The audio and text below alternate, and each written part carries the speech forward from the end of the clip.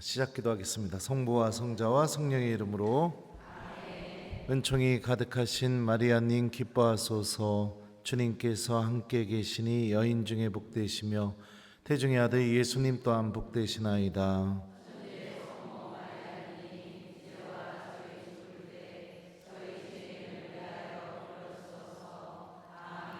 성부와 성자와 성령의 이름으로. 안녕하세요. 반갑습니다. 본당 신부님도 안 계시고 보좌 신부님도 안 계시고 이 시간 이후부터 두정동 성당은 제가 접수하겠습니다. 좋네요, 아주. 우리 제가 성전 입구에 이 강의 계획 일정을 보니까 지난 시간에 오바를 해서 코린토 1서 1장까지 나갔더구만요. 지난 시간에 원래 개관까지 하고 바오로 사도의 생애까지만 이야기하는 거였는데, 그래서 오늘은 그 계획표에 따르면 1장과 2장까지 하는 건데, 일단 2장을 하고 그리고 나서 시간을 본 다음에 3장을 조금 더 나가는 걸로 이렇게 하면 좋을 것 같습니다. 그리고 2장, 3장 다 읽어 오셨죠? 당연히 읽어 오셨을 거라고 생각이 들어요. 자, 코린토 1서 2장 좀 읽어 드리겠습니다. 형제 여러분, 나도 여러분에게 갔을 때 뛰어난 말이나 지혜로 하느님의 신비를 선포하려고 가지 않았습니다. 나는 여러분 가운데 있으면서 예수 그리스도 곧 십자가에 못 박히신 분 외에는 아무것도 생각하지 않기로 결심하였습니다.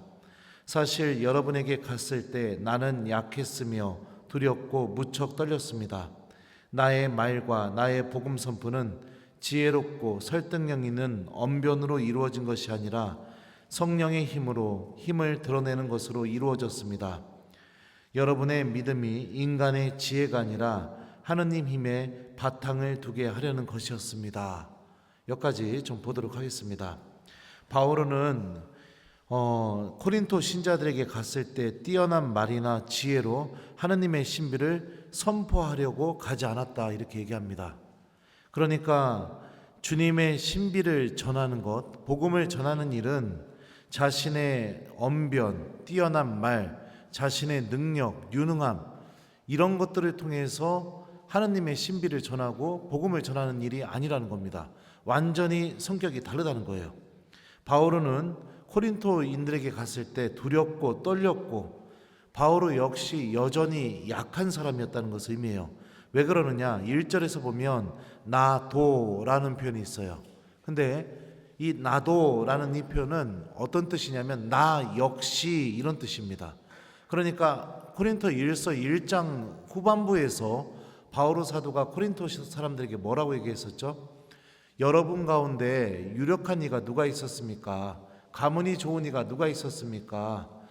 여러분들 가운데 강한 사람이 누가 있었습니까? 이런 얘기를 했어요. 그죠? 하나님은 이 세상에 강한 자들을 부끄럽게 하시려고 약한 것을 선택하시는 분이시고, 있는 자들을 없는 것이 되게 하려고 이 세상에 없고 비천하고 약한 이들을 선택하시는 분이시다, 이 얘기를 앞에서 했었거든요. 그리고 나서 나 역시라고 이렇게 얘기합니다.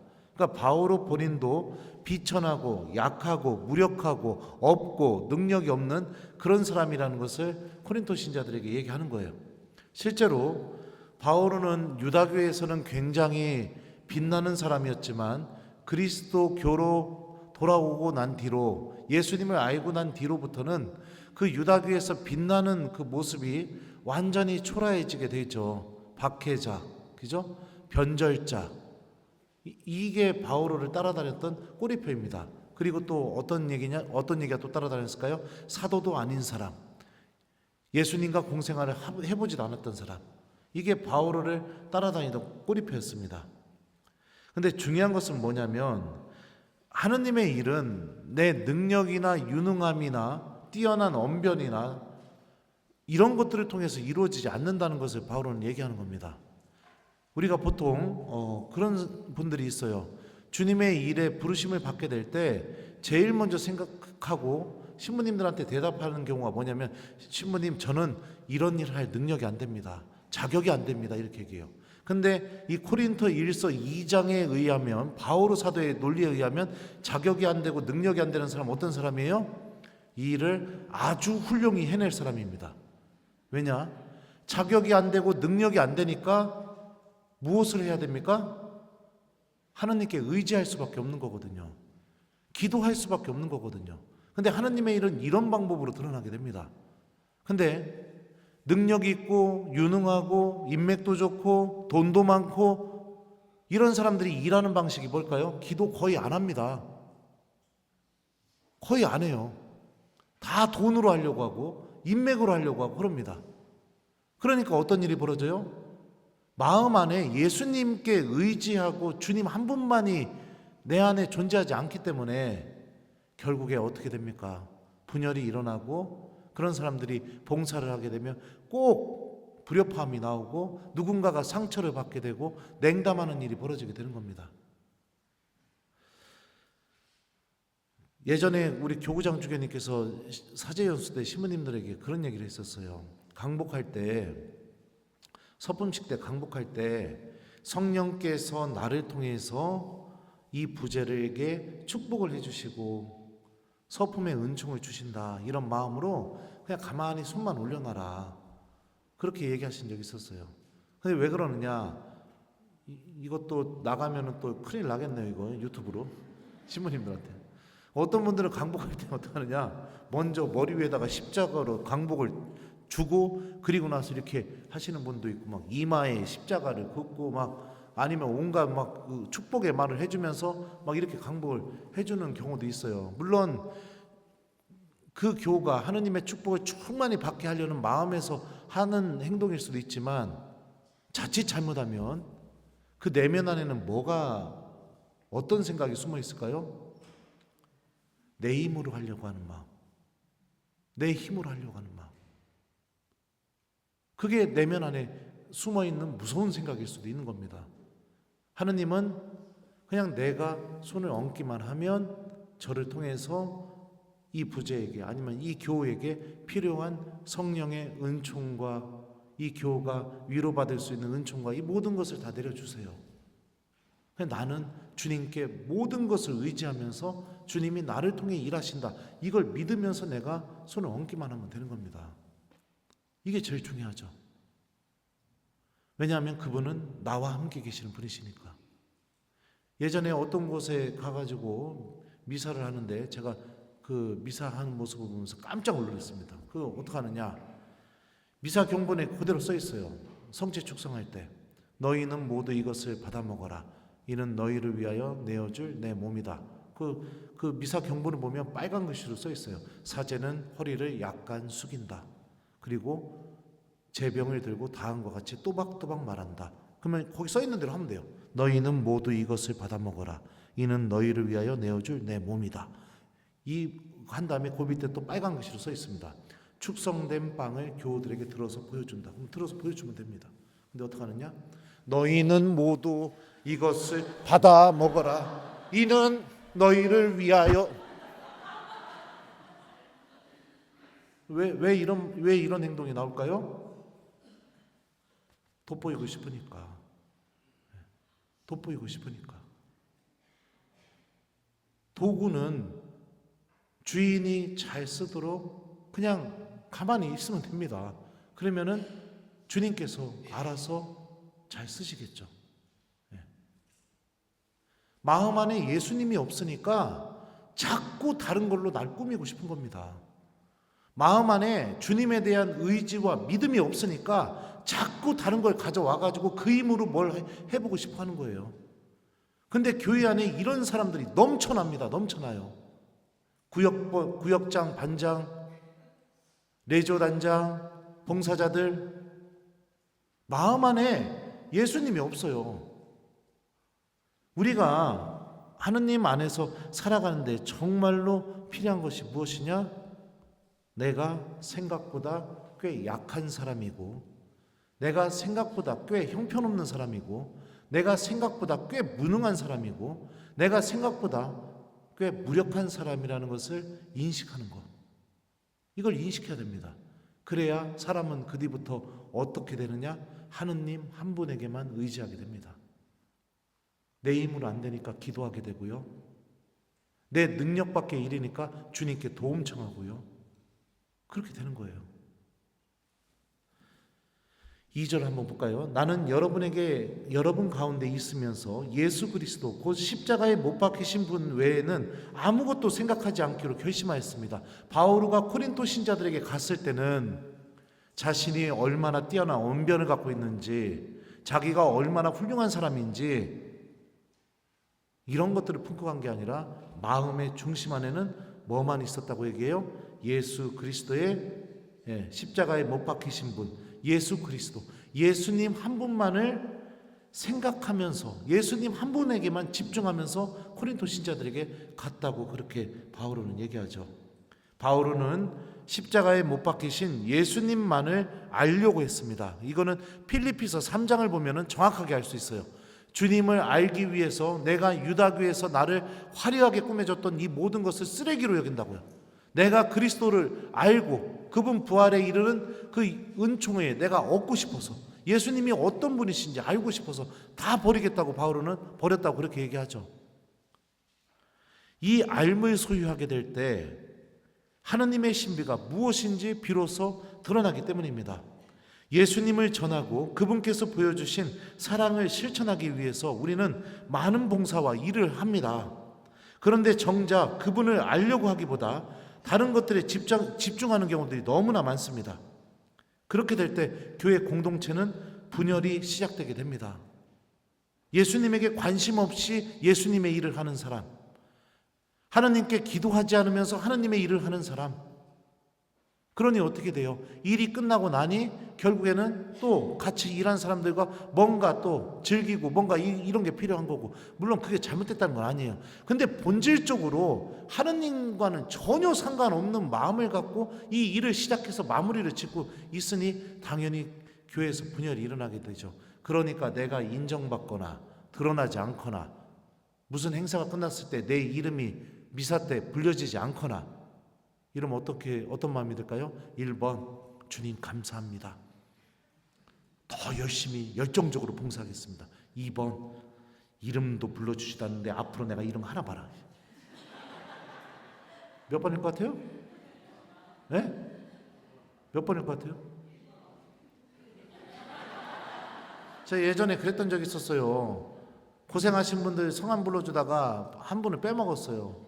그래가지고 이제 어떡하지? 그러다가 이제 뭐 이해해 주시겠지 이러고 내려왔는데 교우들 몇 명이 막 저한테 오더라고요. 신부님 가서 좀 다독여 주시라고. 왜요? 화가 잔뜩 났다고.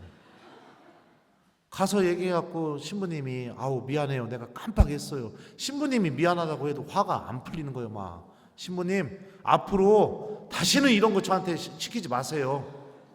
이렇게 되는 거예요. 마음 안에 예수님이 없기 때문에 이런 일이 벌어지는 겁니다.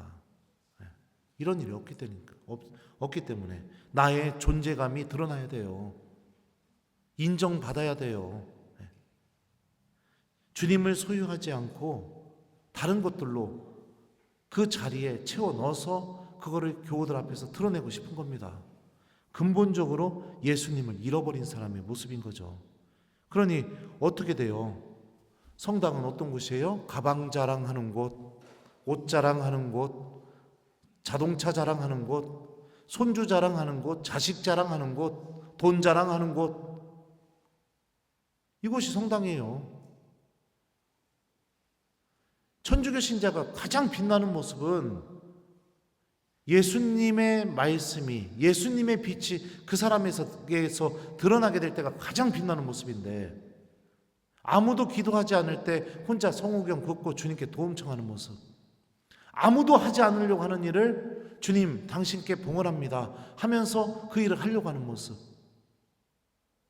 그게 천주교 신자가 가장 빛나는 모습인데 어떻게 돼요? 성당까지 와서 그냥 내 마음속에 예수님이 없으니까 자꾸 다른 걸 자랑하는 것이 돼버리게 됩니다. 레이조 회합 때 모여가지고선 손주 자랑, 자식 자랑, 남편 자랑, 남편은 자랑 안 하죠 요즘. 계속 자랑하고. 그래요. 가방을 새로 사가지고 왔어. 근데 아무도 알아주질 않아. 그러면 어떡하냐? 회합 딱 시작할 때 이러고 시작해요. 은총이 가득하신 마리아님 기뻐하소서. 볼 때까지 아유 이게 왜 넘어졌나? 아유, 천주의 성모 마리아님 이제와 저희 죽을 때 이런 일이 벌어지는 거예요. 이런 일이. 네. 구역 반모임에서도 네. 여러분들은 무엇을 생각하면서 살아갑니까? 여러분들의 마음 안에 도대체 무엇이 있습니까? 혼내는 게 아니라 물어보는 거예요. 사제도 마찬가지죠. 제가 지난 시간에도 얘기했었어요. 신부님이 가장 빛나는 모습이 어떤 모습일까요? 복음을 전하고, 그게 신부님이 가장 빛나는 모습이죠. 전본당에서 있었던 일이에요. 사모기원들 처음으로 임명장 주고 뽑아놓고 점심을 먹으러 갔어요. 그래서 이제 식사 전 기도를 하고 이제 소주를 따라서 이제 같이 건배 한번 하려고 따른 다음에 건배하려고 하는데 전화가 오는 거예요. 그래서 잠시만요 받았는데 병자성사 달라는 겁니다. 그래서 어떻게 했느냐? 제가 잔을 내려놓고 미안합니다. 저 지금 병자성사 갔다 올게요. 먼저 드시고 계세요. 그리고 나서 밥을 한 끼도 못 먹고 병자성사를 주러 갔다 왔어요. 임종 전대사까지 다 주고 그리고 왔는데 1시간 반이 걸렸습니다. 그리고 나서 그 식당에 돌아왔더니 사모견들이 저를 다 기다리고 있었던 거예요. 그리고 나서 나중에 그 교우들이 그러더라고요. 신부님의 가장 인상적인 모습이 바로 그 모습이었습니다. 그 모습을 보면서 그런 생각이 들더라고요. 내가 죽을 위험에 있어도 우리 본당 신부님이 저렇게 하시겠구나. 내가 죽을 때 우리 본당 신부님이 저렇게 해주셔서 나도 천국에 가겠구나. 사모견들끼리, 새로 뽑힌 사모견들끼리 그런 얘기를 했다는 거예요. 그게 가장 빛나는 모습이죠. 가슴 속에 예수님이 있어야죠. 가슴 속에 뭐가 있습니까? 오늘날 천주교 신자들 진짜 저는 잘 모르겠어요. 가슴 속에 예수님이 있다면 주님의 말씀이 내 가슴 속에 담겨 있어서 나를 움직여야겠죠. 이미 가정은요, 가정이 교회라고 불리는데 가정이 다 무너져 버렸습니다. 이미 이 기도하는 가정이 도대체 몇 가정이나 있습니까? 거의 없습니다. 혼자 기도하지 가족들이 모여서 기도하는 거 없어요. 왜요? 마음속에 예수 그리스도가 없으니까. 그러니까 더욱더 굳은 일, 더욱더 희생적인 일, 더욱더 예수님의 그 십자가 사건을 쏙 빼다 담는 일은 어떻게 돼요? 하기 싫은 일. 누군가는 하겠지. 사제는 봉사자 구하기 위해서 발을 동동동동 굴르고, 교우들은 어떻게 해요? 와가지고 미사하고 밥 차려놓으면 밥만 먹고 수고해 이러고 가고, 그게 끝이에요. 그게 끝이라고요. 봉사 좀 해달라고 하면 아우 시부님 저 못합니다. 바빠요. 못합니다. 이게 다입니다. 마음속에 예수님이 없으니까. 안타까운 현실이에요. 여기도 그래요 혹시? 물어보는 거예요. 혼내는 게 아니라. 난 여러분들 본당 신부도 아닌데 그냥 물어보는 겁니다. 물어보는 건 잘못된 거 아니잖아요. 그죠? 네.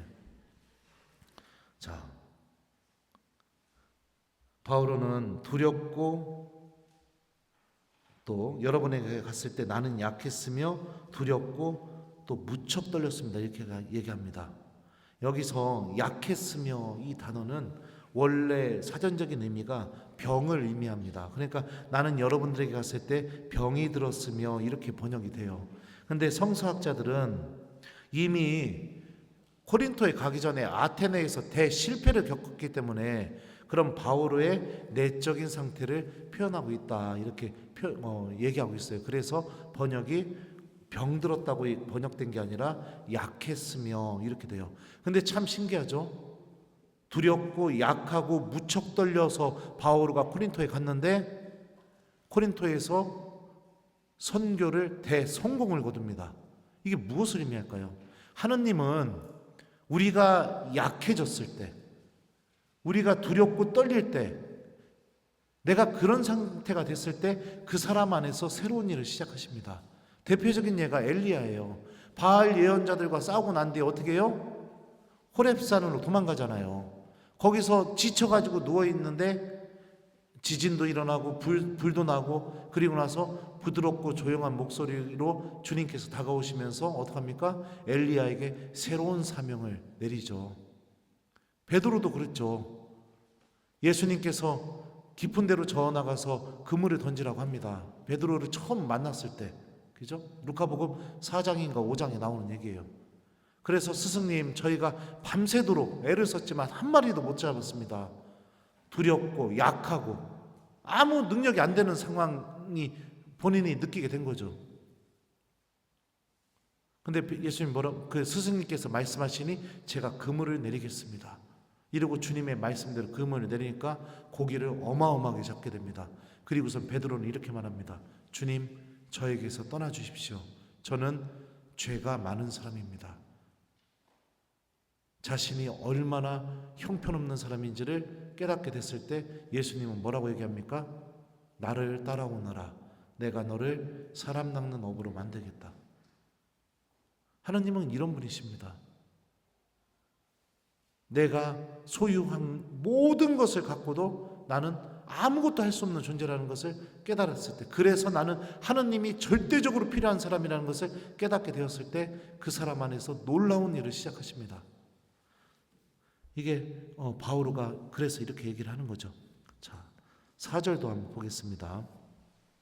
나의 말과 나의 복음 선포는 지혜롭고 설득력 있는 언변으로 이루어진 것이 아니라 성령의 힘을 드러내는 것으로 이루어졌습니다.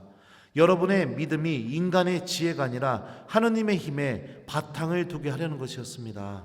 자, 예수님, 바오로가 고린토인들에게 했던 복음 선포는 자신의 지혜, 자신의 설득력 있는 언변으로 이루어진 게 아니라 바로 자기와 함께 계시는 성령의 힘으로 이루어진 것이다. 이거 내가 한 일이 아닙니다. 성령께서 하신 일입니다. 바울은 이렇게 얘기하는 겁니다. 저도 강의하다 보면 유혹을 많이 받을 때가 있습니다. 강의 끝나고 교우들이 신부님 강의 너무 좋았어요. 이 소리를 강의 끝날 때마다 막 듣고 싶어요. 너무너무 듣고 싶다고. 처음에는 막 그 소리 안 해주면은 마음이 막 너무 상했었어요. 왜 이런 마음이 들었을까요? 내가 하고 있다고, 내 능력으로 하고 있으니까 인정받고 싶으니까 이런 마음이 드는 거예요. 근데 다행히 지난주에 아무도 저한테 강의 좋았단 말을 해주지 않았습니다. 하나님은 이렇게 저를 교만의 유혹으로부터 보호해 주세요. 네. 저는 아무것도 아닌 사람입니다. 아무것도 아닌 사람이에요. 제가 여러분들 보시면 알겠지만 저는 강의할 때 한 번도 빈손으로 올라간 적이 없어요. 막 수두룩하게 써가지고 왔어요. 오늘도 한 20장 써가지고 왔어요. 여러분들 얘기해 주려고. 근데 이거 다 얘기할 수 있으려나 모르겠어요. 근데 신기한 게 뭔지 아세요? 한 번도 빈손으로 복음을 전하러 가본 적이 없었는데 막상 복음에 대해서 이야기하기 시작하게 되면 제가 준비한 것 이상으로, 제가 생각하지도 못한 것 이상으로 성령께서 저를 통해서 말씀하시는 경우들이 있습니다. 그러면서 깨닫게 되는 거죠. 저도 놀래요. 강의가 끝나고 나면 내가 이런 것도 알고 있었네 할 정도로. 내가 하는 게 아니구나. 내가 할 수 있는 유일한 한 가지는 성실하게 준비하고 주님께 도움 청하는 기도하고 그러면서 복음을 전하러 다니는 게 내가 할 수 있는 유일한 거구나. 이거를 항상 깨닫게 됩니다. 항상. 저는 제 스스로 어떻게 생각하냐면요, 그냥 하느님이 쓰고 계시는 빗자루 정도밖에 안 되는 사람이다. 저는 이렇게 생각이 들어요. 빗자루가 뭐 자기가 잘라봐야 얼마나 잘랐어요. 쓰는 주인이 중요한 것이지. 나팔밖에 안 되는 사람입니다. 나팔이 아무리 비싸면 뭐합니까? 부는 사람이 잘 불어야지. 성령께서 우리 안에서 힘을 드러내시는 것입니다. 여러분들 구역장으로 활동하시고 반장으로 활동하시고 사목위원으로 활동하시고 봉사자로 활동할 때 성령께서 여러분들 안에서 힘을 드러내야 돼요. 그러지 않으면 어떻게 돼요? 인정받고 싶고 드러내고 싶고 자꾸 그런 말과 행동이 나오게 됩니다.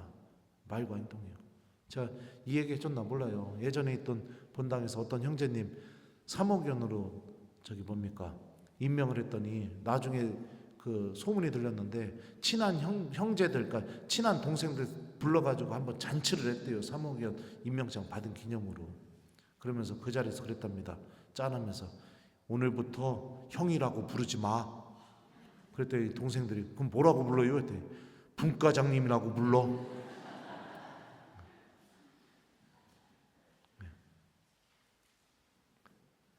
예수님의 빛이 드러나게 하십시오.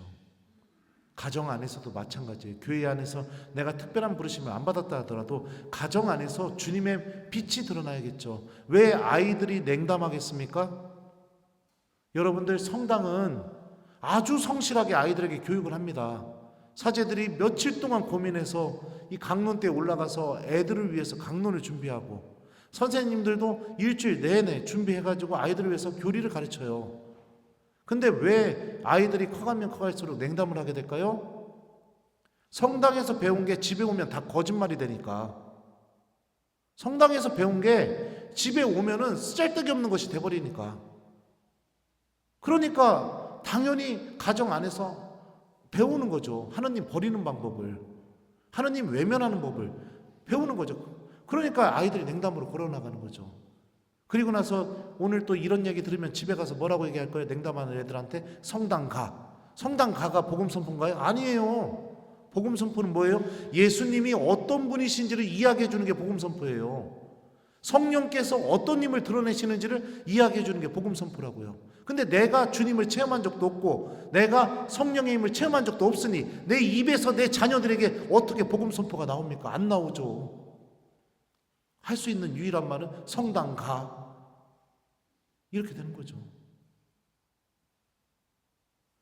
자녀와 함께 기도해 본 적 있나요? 저는 묵주기도도 부모님한테 배웠고 성체조배도 부모님한테 배웠습니다. 미사를 다른 것과 바꾸면 절대 안 된다는 것도 부모님한테 배웠어요.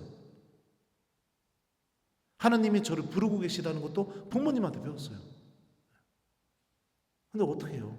안타깝죠. 혼내는 거 아니에요. 그냥 혼자 얘기하는 거예요. 또 막 뒤지게 혼낸다고 생각하지 마시고. 네. 안타깝습니다. 너무나. 네. 내 안에 예수 그리스도가 없으니까. 주님이 계실 자리가 없어요. 돈, 막 주식, 또 적금, 막 이런 것만 가득 차 있지 내 안에. 영원한 생명, 구원, 하나님의 자비, 용서, 나를 부르시는 하나님의 손길, 이런 건 없으니까. 너무나 세상적으로 강해지려고 하고 교회 안에서도 너무나 하나님이 없어도 충분히 살아갈 수 있는 사람이 돼버렸어요. 아무튼 어디까지 하다가 여기까지 왔어요. 이거 봐요. 준비 안 된 게 막 나온다니까 그냥. 그래서 저는 강의 다닐 때 항상 기도할 때 그게 제 기도 지향입니다. 주님, 부족한 저를 통해 당신이 구원의 말씀을 하실 수 있도록 저를 도와주십시오. 이게 첫 번째 지향이에요. 두 번째 지향은 주님, 제가 전하는 복음 말씀을 듣고 들은 사람들 중에 단 한 명이라도 회개해서 당신께 돌아올 수 있는 열매를 맺게 도와주십시오. 이 지향으로 기도하면서 와요. 그리고 강의가 끝나고 나서 강의 좋았어요, 이 소리 안 들어도 마음속으로 모든 걸 당신께 봉헌합니다 이러고 그냥 집에 돌아갑니다. 예수님 한 분만이 내 안에 계셔야죠. 저도 끊임없이 유혹받아요. 그런 소리 듣고 싶은 유혹. 내가 아무것도 아니니까 예수님을 소유해야 하는데 내가 아무것도 아닌 게 드러나기 싫어서 어떻게 해요? 자꾸 세상적인 것들을 소유하게 됩니다. 내가 아무것도 아니니까 예수님을 소유하면 모든 게 끝나는데 내가 아무것도 아닌 게 드러나기가 싫어서, 그거 들키기 싫어서 자꾸 세상적인 것들을 붙들고 산다고요. 그렇게 되니까 분열이 일어나는 겁니다. 자, 또 보도록 하겠습니다. 6절부터 7절까지입니다. 성숙한 이들 가운데에는 우리도 지혜를 말합니다. 그러나 그 지혜는 이 세상의 것도 아니고 파멸하게 되어 있는 이 세상 우두머리 것들도 아닙니다. 우리는 하느님의 신비롭고 감추어져 있던 지혜를 말합니다. 그것은 세상이 시작되기 전 하느님께서 우리의 영광을 위하여 미리 정하신 지혜입니다. 바울은 이렇게 얘기해요. 우리가 소유하고 있는 거, 우리가 말하고 있는 거, 그게 바로 하느님에게서 오는 지혜라고 바울은 얘기를 합니다. 자, 그 지혜는 영혼 속에 있는 하느님의 신비롭고 감추어져 있던 지혜로서 세상이 시작되기 전부터 하느님께서 우리의 영광을 위하여 미리 정해놓으신 지혜이다. 바울은 이렇게 얘기하죠. 하느님의 지혜는 어디에서 드러나게 되었을까요? 이미 우리 1장에서 배웠죠? 예수님의 십자가 안에서 그 하느님의 지혜가 다 드러났죠. 바로 여기서 말하는 지혜는 십자가에 처형되시고 부활하신 예수 그리스도를 의미합니다. 그 예수님을 통해서 드러나는 하느님의 지혜. 성숙한 이들, 이 단어는요, 직역하면 완전한 이들이라고 번역이 됩니다. 자, 그리스도의 마음을 지닌 모든 그리스도인들, 곧 하느님의 영을 받은 이들을 가리켜서 하는 말이 바로 성숙한 이들, 완전한 이들이라는 의미예요. 자, 예수님의 마음을 지니고 있는 사람들, 하느님의 영을 받은 사람들, 그 누굴까요? 그리스도인들입니다. 여러분들 예수님의 마음 지니고 있어요? 하느님의 영을 지니고 있어요? 네. 언제 지니게 됐어요? 세례받을 때 여러분들 물과 성령으로 세례받았잖아요. 성령을 소유하고 계신 분들입니다. 여러분들 한 사람 한 사람이요. 사도행전 지난주에 막 계속 나왔었잖아요. 지난주까지. 사도들이 했던 그 일을 할 수 있는 모든 능력과 은사를 받은 사람들이에요. 여러분들이요. 그러면은 나는 그걸 왜 체험하지 못하느냐? 복음을 안 전하고 있으니까. 예수님에 대해서 관심이 없으니까. 내가 하느님의 자녀라는 사실이 드러나는 게 창피하다고 생각하니까. 그러니까 성령의 힘이 드러나지 않는 거죠. 한 사람 한 사람 모두에게 다 그 은사들이 주어져 있습니다. 우리가 정말로 소유해야 될 것은 바로 예수님의 마음, 하느님의 영이라는 것을 바울은 여기서 얘기합니다.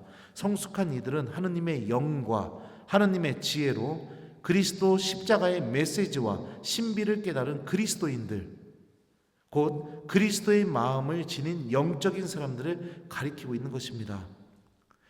인간을 구원하시고자 하는 하느님의 지혜, 이게 십자가 안에서 온전히 드러나게 됐죠. 당신의 아들까지 희생시키면서 인간을 용서하시고 사랑하시고 살리고 영원한 생명을 주시려는 그 하느님의 지혜, 그 지혜가 우리 그리스도인들에게는 가장 값진 것이고 우리들이 정말로 소유해야 될 것이죠. 자, 8절 9절 보겠습니다. 이 세상 우두머리들은 아무도 그 지혜를 깨닫지 못하였습니다. 그들이 깨달았더라면 영광의 주님을 십자가에 못 박지 않았을 것입니다. 그러나 성경에 기록된 그대로 되었습니다. 어떠한 눈도 본 적이 없고 어떠한 귀도 들은 적이 없으며 사람의 마음에도 떠오른 적이 없는 것들을 하느님께서는 당신을 사랑하는 이들을 위하여 마련해 두셨다. 이렇게 얘기합니다. 이 세상의 우두머리들은 그 하느님의 지혜를 깨닫지 못했다. 여기서 이 세상의 우두머리들이 누구를 가리킬까? 자, 이 세상의 우두머리들은요, 파멸되어 사라져 버리고 마는 세상의 권력가들을 가리키고 있다. 이렇게 학자들은 풀이합니다. 그리고 이 세상을 통치하는 사람들이나 이 세상을 지배하는 악의 세력들, 또한 악한 세력의 도구가 된 그런 사람들, 더 구체적으로 얘기하자면 예수 그리스도를 십자가에 처형한 로마 제국의 지도자들과 유다 지도자들, 정치적으로나 종교적으로나 막강한 힘을 가지고 있는 자들, 이런 사람들이 이 세상의 우두머리들이다. 학자들은 이렇게 다양하게 의견을 제시해요.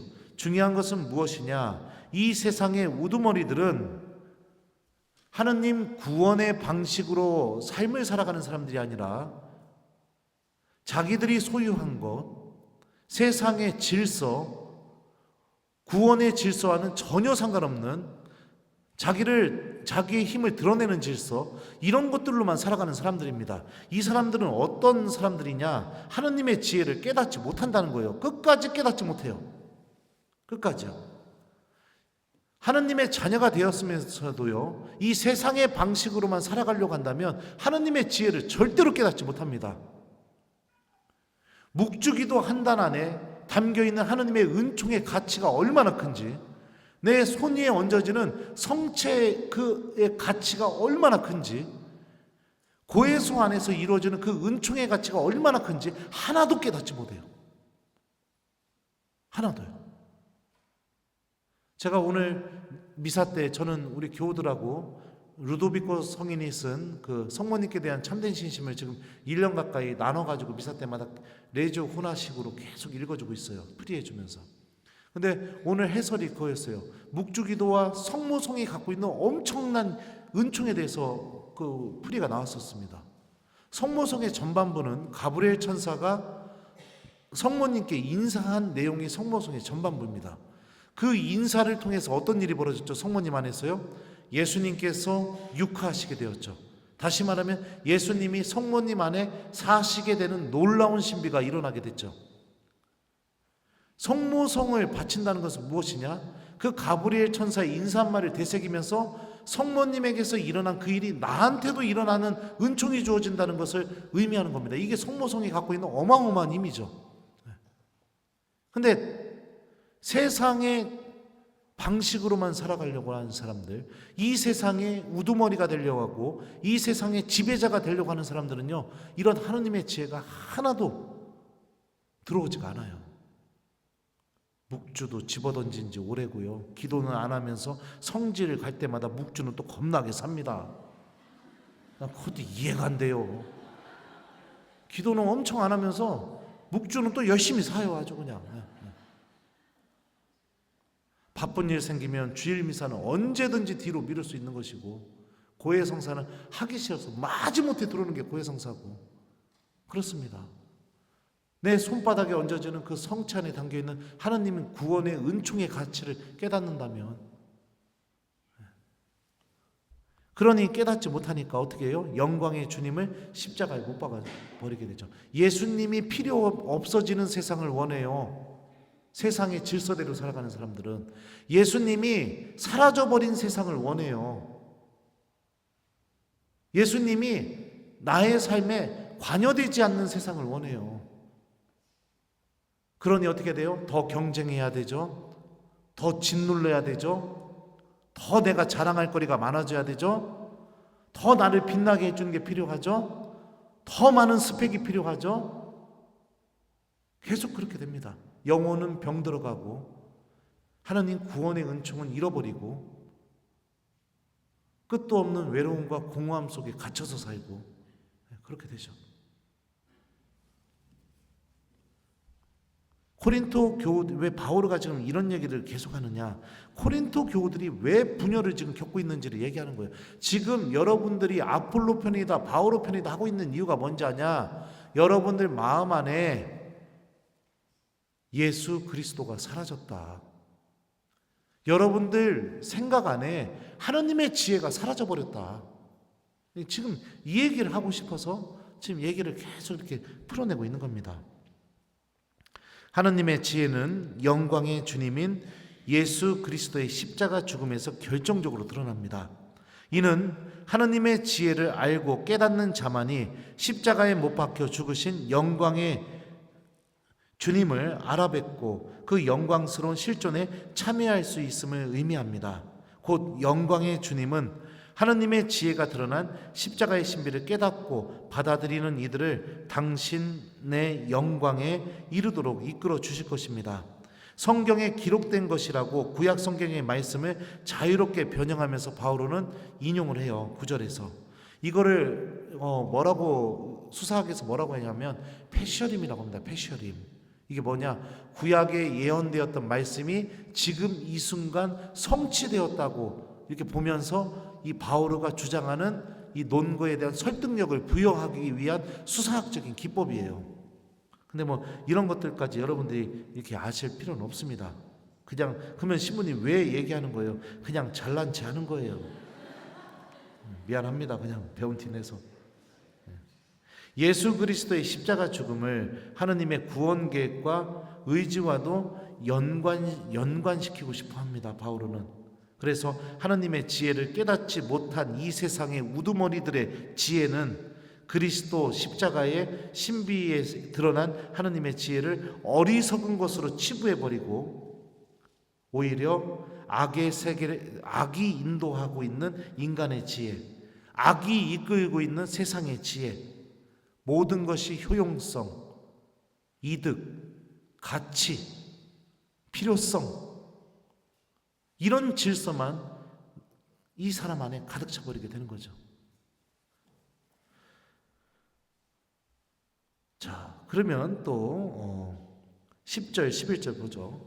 하나님께서는 성령을 통하여 그것들을 바로 우리에게 계시해 주셨습니다.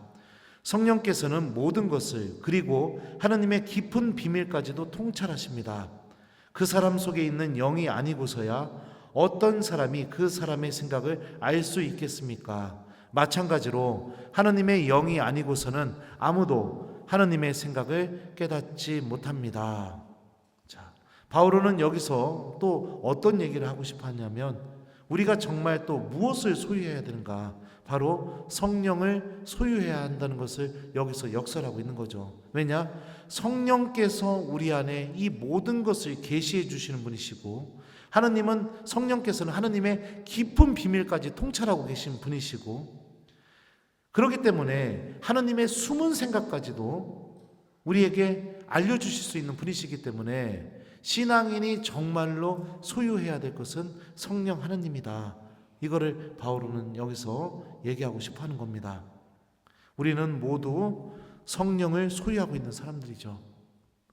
성령 하나님께서는 우리가 복음을 전할 때 놀라운 힘을 드러내십니다. 복음을 전할 때요. 상상도 할 수 없는 은총과 은사로 우리들을 일으켜 주십니다. 그러니 여러분들 복음을 전해 보십시오. 특히 여러분들 가정 안에서부터 복음을 전해 보십시오. 봉사하는데 힘에 붙이면 여러분들 하나님 말씀을 기억하면서 그 봉사하는 동안 이 말씀을 내가 열매로 꼭 맺어내려는 마음으로 그 일을 해보십시오. 성령께서 나를 도와주신다는 것을 깨닫게 될 겁니다. 제가 레이저 훈화도 유튜브에 올리고 있는데 타교구 프레시디움 단장님 한 분이 원성동 성당으로 저한테 전화를 하셨어요.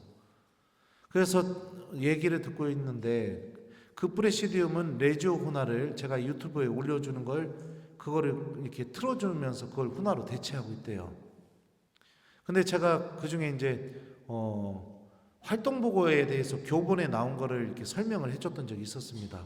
교본에는 활동보고를 어떻게 하라고 돼 있냐면 영화를 보듯이 생생하게 내가 성공했던 실패했던 내 활동보고를 듣는 단원들이 그 안에 참여할 수 있게 그렇게 활동보고를 해야 된다. 교본에 이렇게 써 있어요.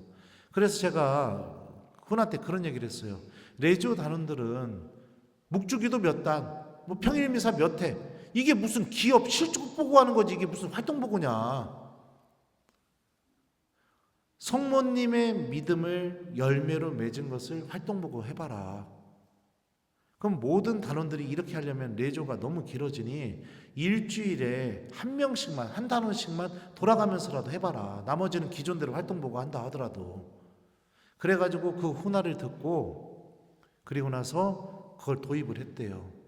근데 한 단원이 활동보고를 했는데 이렇게 했답니다.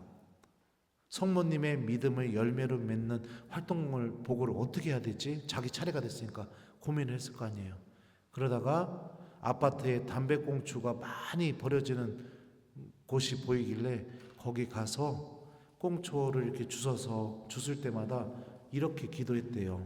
성모님, 제가 이 꽁초 한 번씩 들어올리는 희생 한 번으로 연옥에 있는 영혼들을 천국으로 건져 주십시오. 이러면서 이렇게 했다는 거예요. 그 활동 보고를 듣는데 레지오 단원들이 다 깊이 아주 그냥 일상 안에서 나도 이렇게 성모님의 믿음을 체험해야겠다, 실천해야겠다, 이런 걸 느껴가지고 너무 기뻐서 저한테 전화를 했다는 거예요. 내가 어쩌다 왜 이 얘기를 했죠?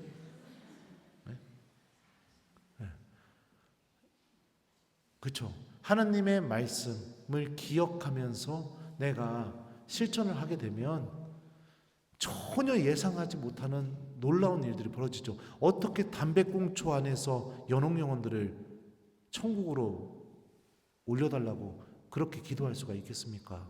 이게 다 성령께서 일으키시는 활동이죠. 자, 또 보죠. 14절부터 16절입니다. 우리는 이 선문에 관하여 인간의 지혜가 가르쳐 준 것이 아니라 성령께서 가르쳐 주신 말로 이야기합니다. 영적인 것을 영적인 표현으로 설명하는 것입니다. 영적인 사람은 모든 것을 판단할 수 있지만 그 자신은 아무에게도 판단받지 않습니다. 누가 주님의 마음을 알아 그분을 가르칠 수 있겠습니까? 그러나 우리는 그리스도의 마음을 지니고 있습니다. 자, 여기까지 볼게요. 영적인 사람은 하느님의 영으로 충만하여 하느님 영의 인도에 따라 살아가는 사람이기 때문에 하느님의 영에게서 오는 것들을 받아들이고 모든 것을 판단할 수 있지만 그 자신은 아무에게도 판단받지 않는다고 바울은 설명합니다. 이는 영적인 사람이 아무렇게나 행동할 수 있다는 뜻이 아니라 오히려 성령의 인도를 받아 행동해야 한다는 것을 역설적으로 강조하고 있는 것입니다. 성령께서 맺어주시는 열매가 뭘까요? 기쁨, 평화, 인내, 호의, 친절. 영적인 인간들은요, 영적인 사람은 성령 안에서 살아가기 때문에 이런 열매들을 맺어줘요. 그렇기 때문에 아무에게도 판단받지 않아요. 그리고 판단받을 필요도 없습니다. 그러니 자기 자신을 꾸밀 필요도 없고 남의 시선을 의식할 필요도 없고 거짓말을 할 필요도 없고 그렇습니다. 왜요? 그 사람 안에서 성령의 빛이 드러나니까. 아무에게도 판단받지 않죠. 여기서 말하는 현세적인 인간은 누구를 의미할까요? 이 현세적인 인간, 다른 말로 얘기하면 육적인 인간입니다. 이 육적인 인간은 영적인 인간과 정반대되는 개념이에요. 이 현세적인 인간은 지식과 분별력을 갖춘 영적인 사람과 대조되는 표현이고요. 하느님의 영에게서 오는 것들을 전혀 받아들이지도 않고 받아들이고 싶은 마음도 없고 관심도 없고 그것을 받아들일 능력조차 없는 사람이 바로 현세적인 사람입니다. 그러니 어떻게 해요? 이 현세적인 사람은 고통은 피해야 하는 것이고 돈은 많이 있을수록 좋은 것이고 나를 계속해서 꾸미는 것들이 필요한 것이고 그런 것들은 나는 계속 소유해야 되는 것이고 이렇게 돼요. 성령의 열매하고는 정반대의 열매들을 맺어내게 되죠. 또 사야 되고 또 사야 되고 또 사야 되고 또 자랑해야 되고 또 자랑해야 되고 또 자랑해야 되고 또 인정받아야 되고 또 인정받아야 되고 또 인정받아야 되고 또 드러내야 되고 또 드러내야 되고 또 드러내야 되고 이게 현세적인 인간입니다. 그러니 어떡합니까? 고통을 피하고 다 나만 빛내야 되니까. 근데 어떻게 해요? 하느님은 고통을 통해서 당신의 놀라운 신비를 드러내시는 분이신데 영적인 인간은 어떡합니까? 고통이 다가오게 될 때 기도합니다. 내가 감당할 수 없는 어려움이 오게 될 때 하나님께 전적으로 의지하고 매달립니다. 그래서 하나님의 놀라운 신비를 체험해요. 주님은 고통을 없애주시는 분이 아니라 고통을 통해 당신의 놀라운 신비를 가르치시는 분이라는 걸 깨닫게 되게 돼요. 어려움이 나를 특별한 은총으로 초대하는 통로구나. 이 십자가 안에 담겨있는 이 신비를 깨닫게 됩니다. 영적인 인간은 그래요. 근데 현세적인 인간은 어떻게 돼? 조금만 어려우면 안 해. 뭐 이래버려요. 내가 이거 왜 해? 미쳤어? 안 해. 이렇게 됩니다. 그러니 뭐하러 그걸 한다고 했어? 본당시만 못한다고 해. 이렇게 되는 거예요. 아우, 나 교적 옮길까? 저기 원송동 신부님 꽤 괜찮다던데, 아우 그냥 이 신부님 가실 때까지 그냥 글로 다니까, 이렇게 되는 거예요. 예. 다 피하고 싶은 거예요, 그냥. 예. 고통 앞에서 우리는 무엇을 깨닫게 되나요? 내가 얼마나 무능한 사람인지를 깨닫게 됩니다. 내가 소유하고 있는 모든 것으로도 이것을 이겨낼 수 없는 나의 현실을 깨닫게 돼요. 이걸 깨닫게 되면 우리 안에서 어떤 일이 벌어져요? 하느님이 너무너무 중요해지기 시작하게 됩니다. 주님께서는 이스라엘 백성이 이집트를 탈출하자마자 준비해 놓으신 게 뭐예요? 40년 동안의 광야 생활이었어요. 그죠? 다윗이 기름 부음을 받자마자 그를 곧바로 왕위에 오르게 하지 않았어요. 사울에게 끝도 없이 쫓기는 삶을 살게 만드셨습니다. 이게 하느님의 방법이에요. 당신께서 특별하게 사랑하시는 이들을 더 특별하게 어려움으로 주님은 인도하십니다. 그래서 가르치십니다. 굳건한 믿음을. 어떤 상황 속에서도 하느님 한 분만을 붙잡는 믿음을 가르치셔요. 그래서 그 사람이 현세적인 인간이 아니라 영적인 사람으로 변화되게 만듭니다. 주님 앞에 진솔할 수 있고, 주님 앞에 솔직할 수 있고, 내 힘으로 불가능할 때 하느님께 도움 청할 수 있고, 그런 사람으로 변화를 시켜요. 이게 하느님이 특별히 가르치고 계시는 아주 특별한 모습이죠. 자, 그래서 2장을 마무리 지으면서 우리가 묵상 주제 제가 3가지를 여러분들에게 드립니다. 이번 한 주 동안 한번 곰곰이 생각해 보세요. 2장의 메시지를 바탕으로요. 첫 번째, 나는 무엇으로 다른 사람들에게 자랑하는 사람인가? 나는 어떤 빛을 드러내려고 하는 사람인가? 이거에 대해서 한번 생각해 보세요. 영적인 인간은 하나님 구원의 신비, 예수님의 십자가, 기도하는 삶, 성령께서 빛을 드러내시는 삶, 이런 것들을 자랑합니다.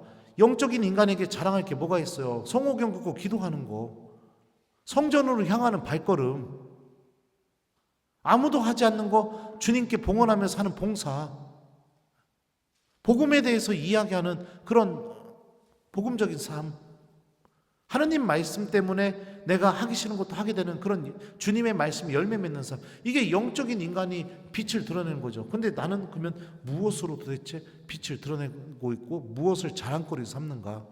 애들 대학 붙은 거요? 물어보는 거예요. 손주가 태어나자마자 막 천재가 돼가지고서 막, 우리 할머니들 얘기 들어보면 이 세상의 모든 손주는 다 천재예요. 그런 거? 생일 때 애들이 돈 얼마 줬다고 얘기하는 거? 아니면 이번에 애들이 여행 갔다 와서 뭐 이거 백 하나 사줘뒀다고 얘기하는 거? 이런 게 나의 자랑거리인가? 정말 나의 자랑거리가 무엇인가? 십자가에 못 박히신 예수님인가? 아니면 현세적인 것들인가? 한번 요거 주제 갖고 묵상 한번 해보셨으면 좋겠고요. 두 번째, 나는 나의 약함, 무능함, 천대받음을 깨달았을 때 어떤 선택을 하는가?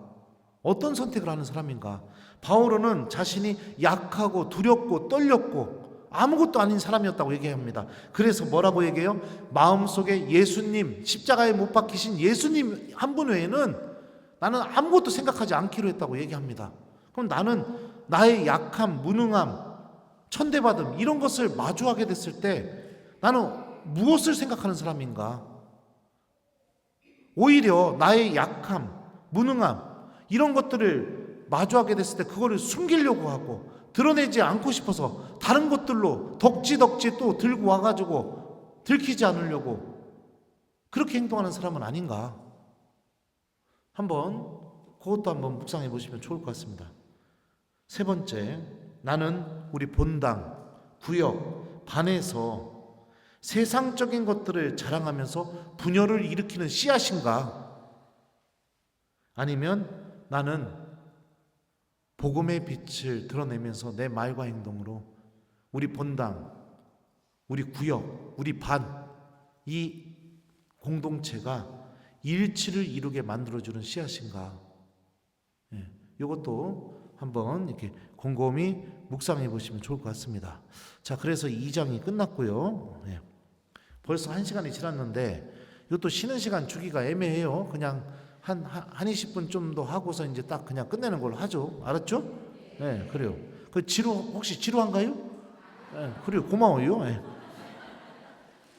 생각해 볼 거리가 참 많아요. 코린토 일서가. 이거는 여러분들이 막 신부님이 저를 혼내는구나 이렇게 생각하지 않으셨으면 좋겠어요. 여러분들에게 하는 말은요, 제 자신에게 제가 하는 말이기도 해요. 너 어떤 사제야? 너 예수님 자랑으로 삼는 사제야? 아니면은 네가 갖고 있는 다른 스펙을 더 자랑으로 여기는 사제야? 저도 여러분들에게 하면서 제 자신에게 이야기하기도 합니다. 그러면서 저도 반성하게 돼요. 자, 아무튼 교회가 일치하지 못하고 분열하게 되는 명백한 이유는 뭐냐면 마음 안에 예수님이 없기 때문에, 성령을 소유하려는 마음이 없기 때문에, 하느님의 지혜를 얻으려고 하는 마음이 없기 때문에, 이게 2장에서 얘기하는 거예요.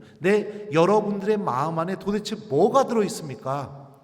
여러분들의 자랑거리가 도대체 뭡니까? 이거를 지금 코린토 신자들에게 물어보는 겁니다. 왜냐하면 분열이 너무나 심각해서 공동체가 무너지게 된 상황이기 때문에 하나씩 바오로가 짚으면서 얘기하기 시작하는 거예요. 자, 3장을 보죠. 3장에서 보면 이제 또 바오로는 여기서는 이제 더 심하게 코린토 신자들을 뒤지게 혼내기 시작합니다. 자, 1절 보겠습니다. 형제 여러분, 여러분에게 이야기할 때 나는 여러분을 영적이 아니라 육적인 사람, 곧 그리스도 안에서는 어린이와 같은 사람으로 대할 수밖에 없었습니다. 이렇게 얘기합니다. 앞에서 육적인 사람이 어떤 사람인지 설명했었죠. 그러니까 코린토 신자들을 어떻게 보고 있어요 지금요? 영적인 사람이 아니라 어떤 사람? 육적인 사람으로 본다. 여러분들의 수준은 어떤 수준이냐? 예수님 안에서 어린 아이밖에 안 되는 수준이다. 이게 우리가 어린이 하면은 또 되게 좋은 이미지가 있죠. 예수님께서 어린이와 같은 사람을 받아들이면 나를 받아들인 거다 이렇게 얘기하고, 그런 복음의 거하고 빗대어 보는 거하고는 좀 다른 개념입니다. 자, 어린이와 같은 수준이다. 그러니 여러분들 잘난 체 하지 마라. 지금 잘난 게 아무것도 없다 이 얘기를 하는 거예요. 2절입니다.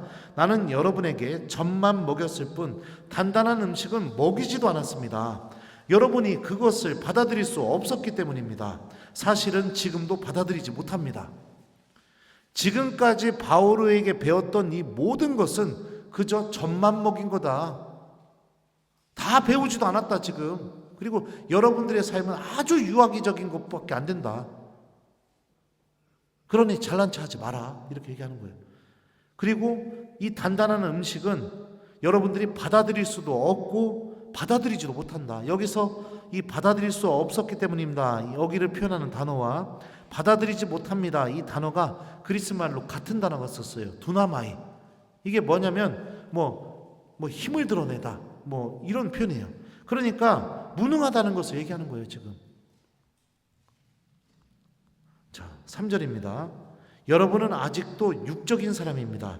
여러분 가운데에서 시기와 싸움이 일고 있는데 여러분은 육적인 사람이 아니라고, 인간의 방식대로 살아가는 사람이 아니라고 할 수 있습니까? 이러면서 코린토 신자들에게 아주 강하게 얘기하고 있죠. 육적인 사람, 이 사람은 영적인 사람과 반대되는 개념이죠. 시기와 싸움이 일어나고 있는데, 그래서 분열이 일어나고 있는데 여러분들이 어떻게 성령 안에서 살아가는 사람이고 예수님의 그 십자가의 지혜를 소유한 사람입니까? 라고 바울은 이렇게 되묻고 있는 겁니다. 인간의 방식대로만 살아가고 있다. 하느님과 함께 살아가는 사람들이 아니다. 공동체에 불화를 일으킨 그 원인은 여러분들 안에 인간적인 마음, 세상적인 마음, 이런 것만 가득 차 있지 성령께 의지하면서 살아가는 영적인 삶에 대해서는 여러분들은 전혀 관심이 없는 사람들입니다. 그러니 신앙 안에서는 이제 첫 발을 디디던 어린아이밖에 안 되니 그만 좀 잘난 체 하십시오. 이렇게 얘기하는 거예요. 자, 4절 보겠습니다. 어떤 이는 나는 바오로 편이다 하고 어떤 이는 나는 아폴로 편이다 하고 있으니 여러분을 속된 사람이 아니라고 할 수 있습니까? 5절도 같이 보겠습니다. 도대체 아폴로가 무엇입니까? 바오로가 무엇입니까? 아폴로와 나는 주님께서 우리 각자에게 정해주신 대로 여러분을 믿음으로 이끈 일꾼일 따름입니다. 자, 그 밑에까지 볼게요. 나는 심고 아폴로는 물을 주었습니다. 그러나 자라게 하신 분은 하나님이십니다. 그러니 심는 이나 물을 주는 이는 아무것도 아닙니다. 오로지 자라게 하시는 하느님만이 중요합니다. 자, 여기까지 보겠습니다. 자, 아폴로, 바오로 이 사람들은 어떤 사람들이냐? 하느님의 일꾼들이라는 겁니다. 일꾼은 어떤 사람들이죠, 여러분들? 주인이 시키는 일을 하는 사람이에요. 그죠? 주인이 시키는 일을 하는 거예요. 주인이 예를 들어서 한 일꾼한테는 여기 성전 빗자루를 좀 쓸으세요. 그리고 또 한 일꾼한테는 쓰레기 좀 갖다 버리세요. 주인이 시키는 대로 일을 하는 것뿐이지 바오로가 하는 일이 더 빛나느냐 아폴로가 하는 일이 더 빛나느냐 이거는 하나도 중요하지 않다는 겁니다. 하느님 안에서 우리 모두가 이런 사람이라는 것이죠. 그리고 아폴로와 바오로는 주님의 밭에서 무엇을 하고 있어요? 교회가 일치하고 성장하고 자라게 하는 그런 역할을 하는 사람뿐이라는 거예요. 근데 생각해봐요. 바오로나 아폴로나 교회가 일치하고 자라고 성장하게 열심히 봉사하고 있는 일꾼인데 고린도 신자들은 그 아폴로를 그 일치를 이루려고 하는 그 바오로를 대장으로 삼아서 지들끼리 쌈박질을 하고 있는 겁니다. 그러니 이들의 모습이 얼마나 복음으로부터 멀어져 있고 하나님으로부터 멀어져 있는가 이거를 바오로는 얘기하고 있는 거죠. 그래서 뭐라고 얘기하느냐? 여러분을 4절에서요 속된 사람이 아니라고 할 수 있겠습니까? 속된 사람, 세상에 속한 사람, 그리스도께 속한 사람이 아니라 세상에 속한 사람. 아주 강하게 이렇게 표현하고 있는 겁니다. 신부님들도 다 그리스도의 일꾼들 뿐입니다. 어떤 신부님이 더 잘났고 어떤 신부님이 더 못났고 그거는 굉장히 잘못된 생각이에요. 그리고 예를 들면 두정동 본당 주임 신부님으로 오면은 여기는 좋은 곳이고 원성동으로 가면은 더 좋은 곳입니까? 아니에요. 우리는 일꾼일 뿐인 겁니다. 주님께서 시키는 일을 성실하게 수행하는 게 하느님의 자녀다운 모습인 거예요. 근데 제가 예전에 유학 발령 났을 때 몇몇 교우들이 저한테 그랬어요. 신부님 축하드려요. 그래서 왜요? 그랬더니 아우 신부님 영전하셨네요. 이제 출세길로 넘어가셨네요. 그러면 유학이 출세의 길입니까? 그럼 유학 안 가고 보좌 신부하는 신부는 그건 출세하지 못한 건가요? 그러니까 수많은 교우들 중에 굉장히 바오로가 얘기한 것처럼 속된 사람들이 있어요. 그 사람들이 사제들을 유혹을 해버려요. 그래서 신부님들도 막 유혹에 넘어가기도 해요. 막 하느님이 나에게 주신 일은 아주 소중한 일이고 그 안에서 주님을 만나고 나를 쓰고 계시는 하느님이 어떤 분이신지를 체험할 수 있는 은총의 직분들인데 그거를 받아들이는 교우들이 우리 신부님 주교님한테 찍혔네. 그래서 시골 가시네. 우리 신부님 주교님한테 잘 보였네. 그래서 유학 가시네. 우리 신부님 그냥 뭐 주교님하고 별로 관계가 없나 보네. 그냥 비슷한 본당 가시네.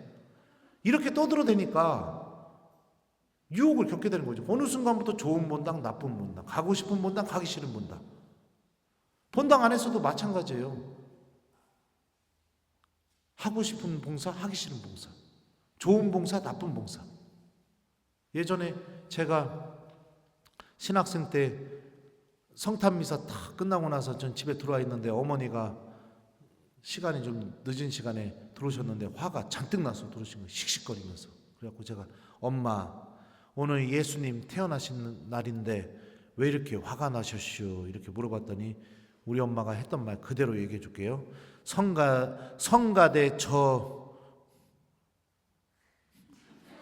그 반을 또 담기 어려워. 성가대 저 여자들은 한복 입고 본당 신부님 옆에 앉아서 하하호호 하고 앉아 있고, 구역장인 나는 지금까지 설거지 하다 왔다고, 승질나 죽겠다고, 이렇게 되는 거예요. 저는 첫 본당에 가서 본당 사제로 어떻게 살아야 되는지를 거기서 다 배웠습니다. 이번 주 주일이 그 본당 40주년 행사였어요. 거기 본당 신부님이 저한테 전화가 온 거예요. 몇 주 전에. 교우들이 너무 보고 싶어 하는데 좀 어렵겠지만 한 번만 좀 이렇게 40주년 미사 때 와주면 안 되겠냐고. 그래가지고 손님 신부 불러놓고 갔어요. 그래서 이제 역대 신부님들 몇 번 오셨었는데, 주임 신부님들 인사하는데 제 차례가 돼서 제가 마이크를 들고선 제가 무슨 말을 해야지 머릿속으로 계속 고민하다가 마이크 딱 받으니까 전 그냥 이렇게 얘기했어요. 보고 싶어서 왔슈. 보고 싶고 또 보고 싶고, 오고 싶었지만 올 수 없었고, 너무너무 보고 싶어서 왔습니다. 저는 여러분들하고 있으면서 내가 본당 사제로서 어떻게 살아야 되는지 여기서 다 배웠습니다. 저한테 이 값진 경험을 가르쳐 주셔서 정말로 감사합니다. 제가 여러분들의 본당 신부로 5년 동안 살았던 게 저에게는 가장 큰 영광이었습니다. 감사합니다 이랬어요. 왜요? 본당이 어려우니까 본당 신부님 어떻게 해야 돼요? 1번 신자들한테 교무금 더 내라, 봉헌 더 내라, 계속 얘기한다. 2번 신부님이 돈 벌러 나간다. 몇 번이에요? 대답을 안 하시네. 본당이 어려우니 제가 돈 벌러 나갔어요. 할 줄 아는 게 성경 강의밖에 없으니까 줌으로 성경 강좌 열고 유료로, 대전주보에다가 공지해가지고 또 오프라인으로 성경 강좌 열고, 그래서 그 돈 모아가지고선 관광버스 빌려서 교우들하고 성지순례도 가고. 본당이 어려우니 어떻게 해요? 냉담자 찾으러 다녀야죠. 사제관에서 앉아있으면서 미사만 해주고 그냥 교우들한테 냉담자 찾아오세요 이게 아니라 직접 교적 들고 다 돌아다녔어요. 문전박대 당하고 욕도 듣고 별의별 소리 다 들었습니다. 첫 본당에서. 코로나 때 미사가 중단이 되니까 어떻게 해요? 내 유튜브도 그것 때문에 시작했어요. 생중계로 미사하면서 그랬어요. 이게 유튜브가 참 좋은 게 뭐냐면 지금 몇 명이 접속되어 있는지 숫자가 나와요. 15명 시청 중 뭐 이런 식으로 나와요. 생중계를 하면은. 미사 끝날 때 이랬어요. 지금 14명 보고 있다고 나온다고. 나는 지금 이 순간부터 이 미사를 시청한 14명이 올 때까지 성당 주차장에서 성체 들고 서 있을 거라고. 1시간이고 2시간이고 3시간이고 서 있을 거라고. 14명이 올 때까지 절대 사제관 안 들어갈 거라고. 어떤 일이 벌어져요? 다 성체 모시러 오죠. 아주 값지게 배웠다고요. 의미 없는 직분이 없다고요. 근데 이거를 서로 비교하기 시작합니다. 속된 인간들은 교회 안에서. 그러면서 이래요. 신부님 어떻게 저 사람한테 저런 일을 맡기세요? 저 사람 저런 일을 할 사람 아니에요.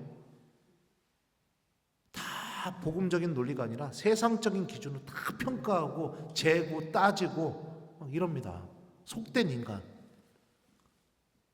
그러니까 바울로나 아폴로는 어떻게 해요?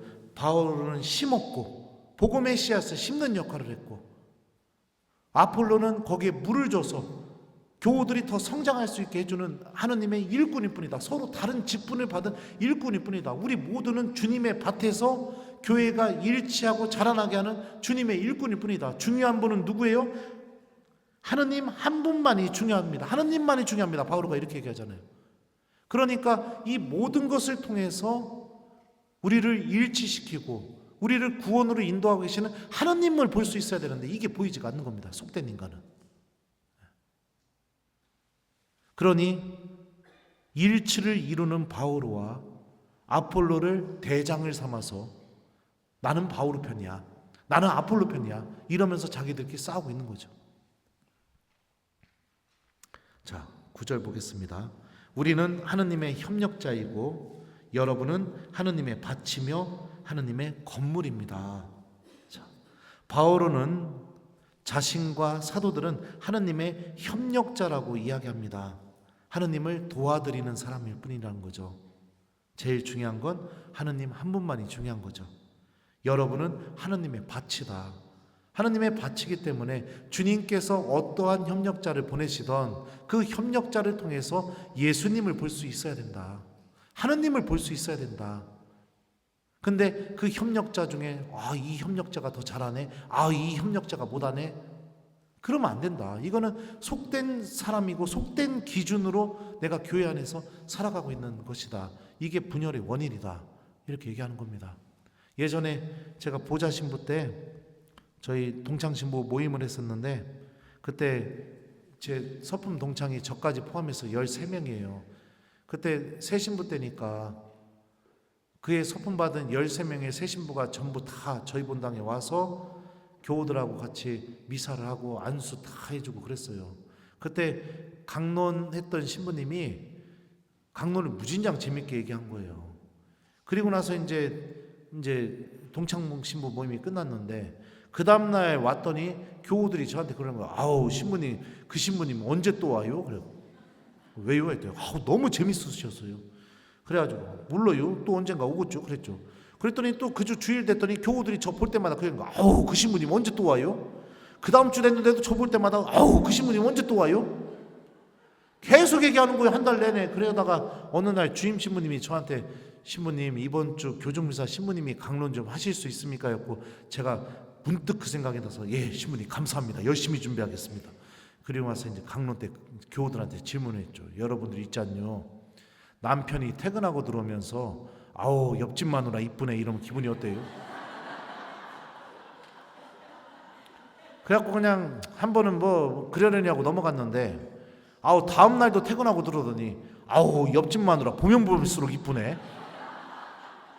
한 달 내내 퇴근하고 들어오면서 아우 옆집 마누라 진짜 이쁘네. 계속 이렇게 얘기하면 기분이 어때요? 그랬더니 그 자매님 한 분이 저한테 그러더구만 좁혀야죠 그러더라고요.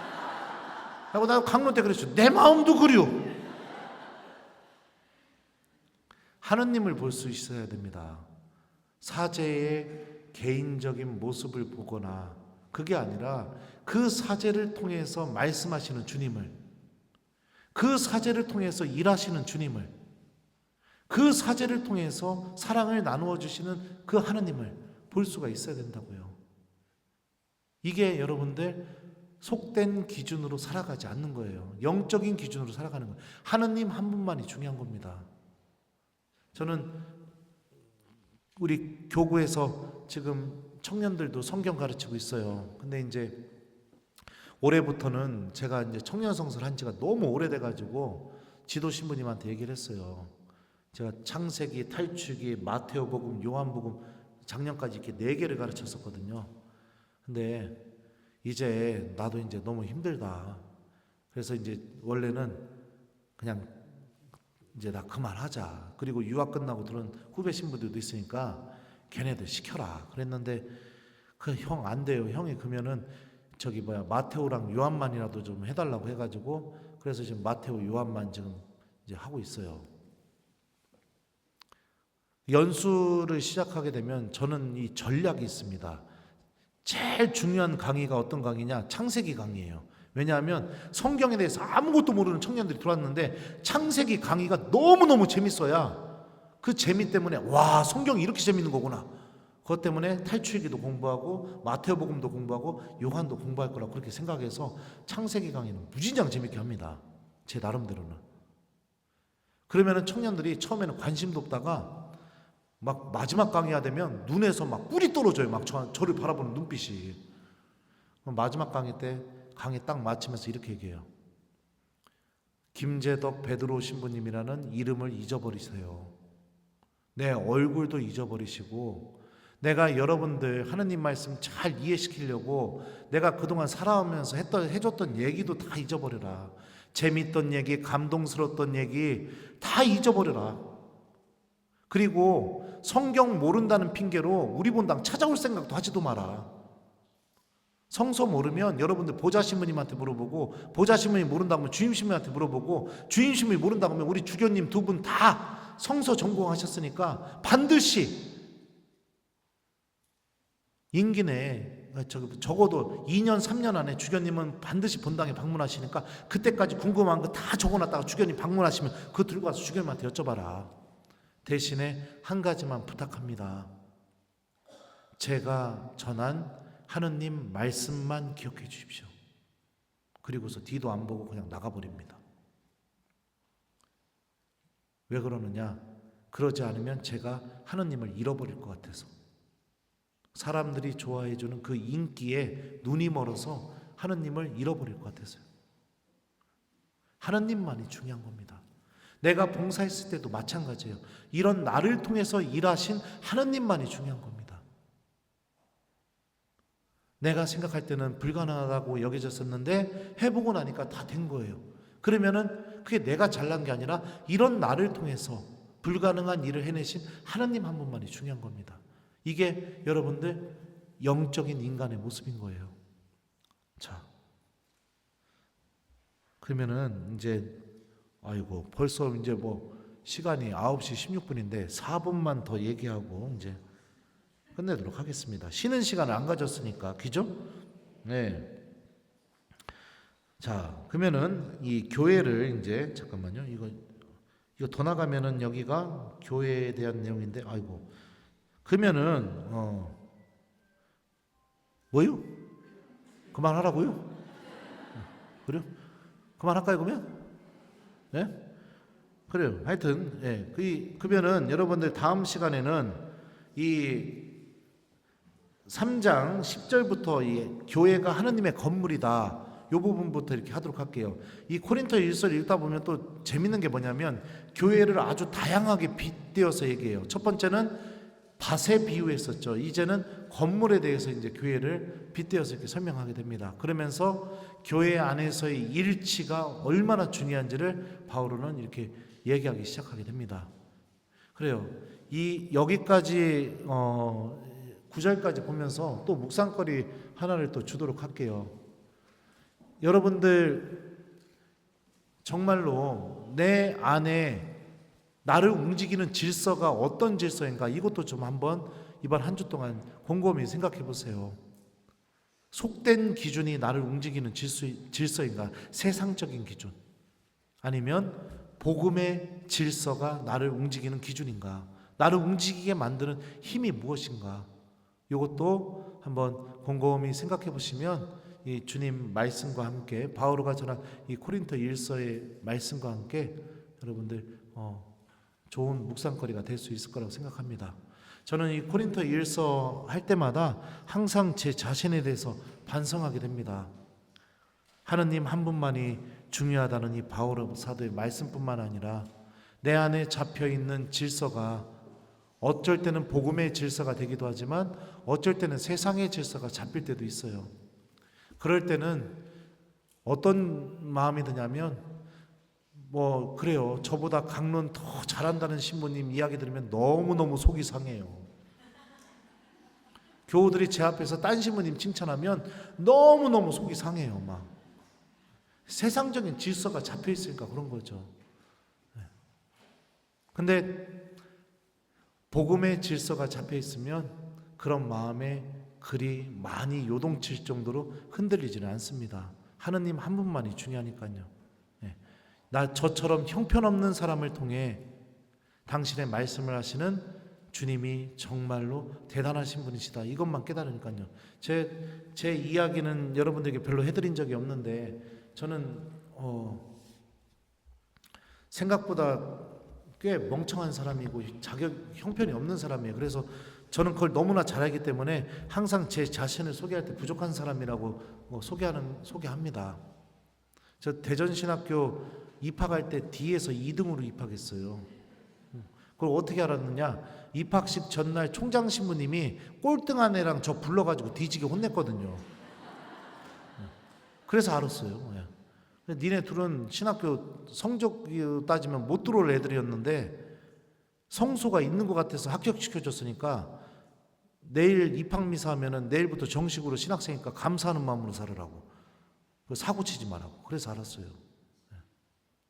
그리고 또 제 신학생 때 별명이 뭐였느냐? 신나였어요. 신나. 긁으면 불난다고. 그래서 저는 이런 노트에다가 마음이 얼마나 쪼잔했냐면 이런 노트에다가 누가 저한테 속상한 말 하거나 저를 혼내거나 하면 다 적어놨어요. 날짜, 이름, 그 다음에 나한테 뭐라고 한 내용까지 다 적어놨어요. 그다가 그리고선 왜 적어놨을까요? 안 잊어버리려고. 그리고선 요거를 읽어봐요. 이게 그러다가 어느 날 그거를 잊어버리고 나서 그 친구랑 친하게 지내다가 우연찮게 이거를 또 꺼내서 읽어보면 맞아. 몇 달 전에 얘가 나한테 이렇게 말했었는데 내가 쟤랑 지금 이렇게 지내면 안 되지. 이러고선 다시 말 안 하기 시작하고. 그랬던 사람이에요. 그 기도를 무진장 좋아했었느냐? 저는 신학교 입학하자마자 한 3일 지나니까 신학교 그만두고 싶었어요. 왜 그런지 알아요? 사람이 어떻게 새벽 6시부터 기도합니까? 그 시간은 자야 되는 시간인데 맨날 졸기만 하고 막 졸다가 걸려갖고 혼나고. 여러분들 미사 때 신부님 성작 이렇게 닦으실 때 교우들 조용히 성체 모시고 묵상하잖아요. 그죠? 그때 비명 질러본 적 있어요? 저는 그때 졸아가지고 꿈꿔서 비명 질러본 적도 있어요. 복음이 끝나고 나서 강론이 시작됐는데 강론을 이제 전 비몽사몽으로 졸고 있었죠. 그랬더니 갑자기 미사 때 신부님이 저 이름을 부르는 거예요. 눈을 떠봤더니 그러는 거예요. 김재덕 신학생 자리에 앉으세요. 지금 복음 끝나고 강론한 지가 언젠데 왜 계속 서 있냐고 막. 그러니까 서가지고 졸은 거예요 그냥. 그런데 이렇게 부족한 사람이었는데 하나님이 지금의 모습으로 변화시켜 주셨습니다. 공부하고 싶은 열정도 심어주셨고 사랑하고 싶은 마음도 심어주셨고 용서하고 싶은 마음도 심어주셨고 주님의 말씀을 사랑하고 싶은 마음도 심어주셨고 하나님 따라가다 보니까 주님이 다 만들어주셨어요. 제가 한 번은 그랬던 적도 있어요. 냉담자 찾기 운동하다가 길에서 우리 본당 냉담교우를 만나서 그 집에 들어가서 그 교우가 냉담하게 된 이야기를 이렇게 듣게 됐는데 아니 예전에 계셨던 신부님한테 상처받아가지고 냉담하시게 됐는데 그 신부님 욕을 저한테 바가지로 하는 거예요 막. 그래서 제가 그 얘기를 듣다가 마음이 너무 아파서 어떻게 한지 아세요? 듣다가 중간에 그 자매님 앞에서 무릎 꿇고 사과드렸어요. 자매님 용서해 주십시오. 제가 대신 사과하겠습니다. 우리 사제들이 많이 부족합니다. 자매님 다시 성당 나오시면 지금 받은 상처 제가 다 아물게 해줄게요. 용서해 주세요. 그랬더니 그 자매가 막 신부님 욕을 하다가 제가 무릎 꿇고 그렇게 얘기하니까 갑자기 막 눈물을 터뜨리면서 막 신부님이 잘못 다녔으면서 왜 신부님이 사과를 하시냐고 일어나시라고 하고 아니라고 자매님 용서해달라고 우리 신부들 못났다고 용서할게요 신부님 성당 나갈게요 막. 그리고 나서 그 주에 제가 뒤에서 입당하는데 한 자매가 갑자기 고개를 확 돌리더니 저를 쳐다보면 손을 막 흔드는 거예요. 보니까 그 자매예요. 자기 왔다고 손은. 동창들이 이 소식 듣고요 대단하다고 했습니다. 진짜 그렇게 자존심 세고 그렇게 남 잘 미워한 김재덕이가 야 무릎을 꿇었다고 대단하다 그러면서 뭐라고 얘기한 줄 알아요? 우리는 너를 보면 하느님이 살아계시다는 걸 느껴.